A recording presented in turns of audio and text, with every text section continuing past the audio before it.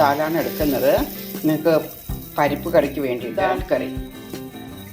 നമുക്കിത് തൂർ ദാലിലും ചെയ്യാം, പക്ഷേ എനിക്ക് മസൂർ ദാൽ ചെയ്യുമ്പോഴാണ് കുറച്ചുകൂടി ടേസ്റ്റ് കൂടുതലായിട്ട് തോന്നുന്നത്. നമുക്കിത് 2 വെള്ളം കഴുകിയെടുക്കാം.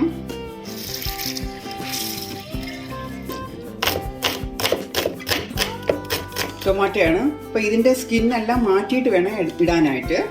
അപ്പോൾ ഞാൻ എൻ്റെ സ്കിന്നൊക്കെ മാറ്റട്ടെ. കഴുകിയ പരിപ്പ് നമുക്കിതിലേക്ക് കുക്കറിലേക്ക് ഇട്ട് കൊടുക്കാം.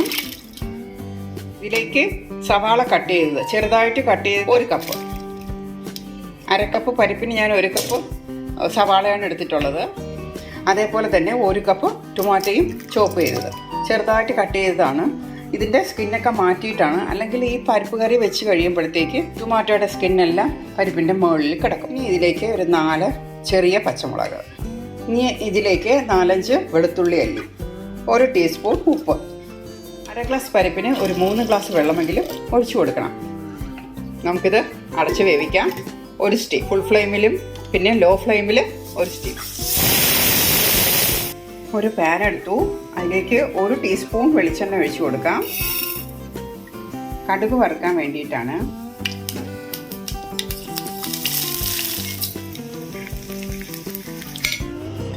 അപ്പം നമുക്ക് സ്റ്റീമൊക്കെ പോയി കുക്കർ തുറക്കാം. പരിപ്പ് കറി പരിപ്പ് നല്ലതുപോലെ വെന്തിട്ടുണ്ട്. ഇനി നമുക്ക് ഗ്യാസ് ഓൺ ചെയ്ത് കൊടുക്കാം. ഇതിൽ നമുക്ക് ഈ കടുക് വറുത്തത് ഒഴിക്കാം. നല്ലതുപോലെ തിളക്കട്ടെ.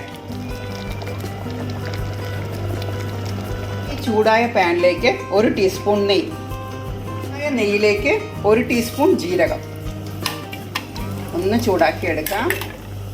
ജീരകം അത് വെന്തിട്ടുണ്ട്. ഈ എണ്ണയിലേക്ക് നമുക്ക് 1/4 ടീസ്പൂൺ മഞ്ഞൾപ്പൊടിയും 1/4 ടീസ്പൂൺ മുളക് പൊടിയും, മഞ്ഞൾപ്പൊടിയും മുളക് പൊടിയും ചേർത്ത ഉടനെ അത് ഗ്യാസ് ഓഫ് ചെയ്യണം, അല്ലെങ്കിൽ ഗ്യാസ് ഓഫ് ചെയ്തിട്ട് ഇട്ടാലും മതി.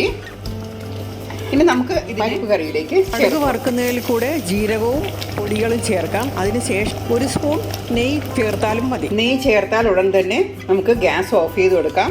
ഇതിലേക്ക് 1 പിടി മല്ലിയില ചെറുതായിട്ട് കട്ട് ചെയ്ത് നമുക്കിതിലേക്ക് ചേർക്കാം. എന്നിട്ട് ഗ്യാസ് ഓഫ് ചെയ്യാം.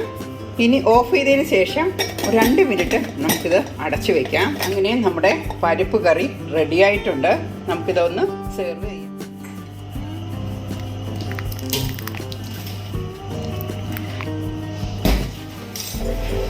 അങ്ങനെ നമ്മുടെ പരിപ്പ് കറി തയ്യാറായിട്ടുണ്ട്.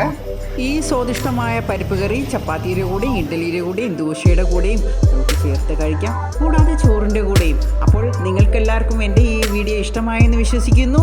ഇഷ്ടമായിട്ടുണ്ടെങ്കിൽ ലൈക്ക്, ഷെയർ, സബ്സ്ക്രൈബ് ചെയ്യാൻ മറക്കരുത്. വീണ്ടും പുതിയൊരു വീഡിയോയുമായി വരുന്നത് വരെ ബൈ ബൈ.